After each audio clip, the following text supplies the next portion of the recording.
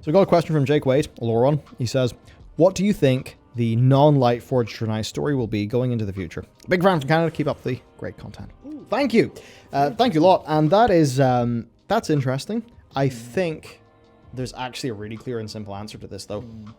I think it is that there'll be a little bit of the Draenei coming to terms with their historical, their villain as a people, right? Yeah. Being defeated, because they're no longer the exile. I mean, they are the exiled ones, but the people who exiled them have been defeated. So there's that. And then the other side of that is coming to terms with the thing that they rooted their entire culture and belief system around. In fact, not being clean good. Adal is a part of the Army of the Light. The Army of the Light is obviously willing to do bad things to further the Light's agenda. Yep. So that's going to be a massive, just big, let's just say a cultural speed bump for the Draenei to get over, especially for Velen, and that is basically all stuff that I can say is basically near as damn confirmed canon at this stage, because Steve told me himself that that Velen, was having sort of second thoughts.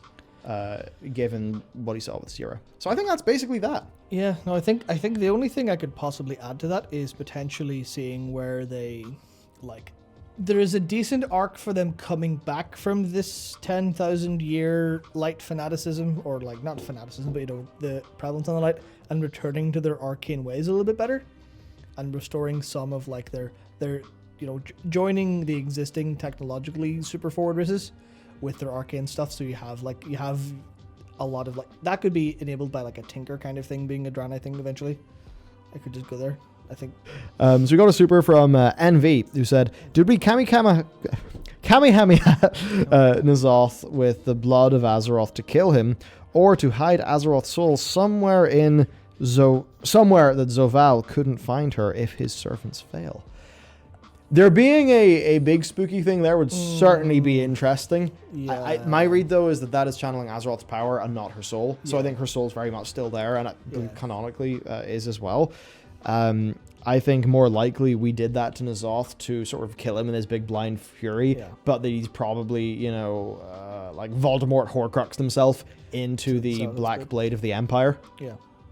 Blade of the Black Empire. Blade of the Black Empire. Whoops. The blade's not even colored black. It's not like it's some obsidian dagger. That's silly of me. So I think that.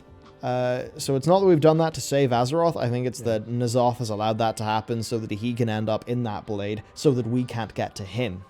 So that he's then able to do whatever he wants to do. And then he knows that, we're his champion. We're going to go deal with the death situation for him, because he already knows about all of that via listening in Sylvanas and Ashara. And of course, if Ashara knew about all the cosmic stuff, so would N'Zoth.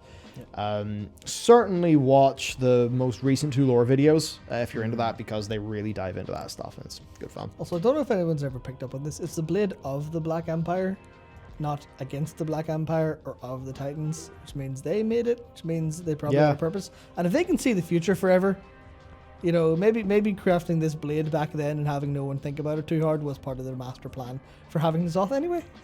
Probably, yeah. Premonition and future stuff opens such a storytelling nightmare. Yeah, totally does.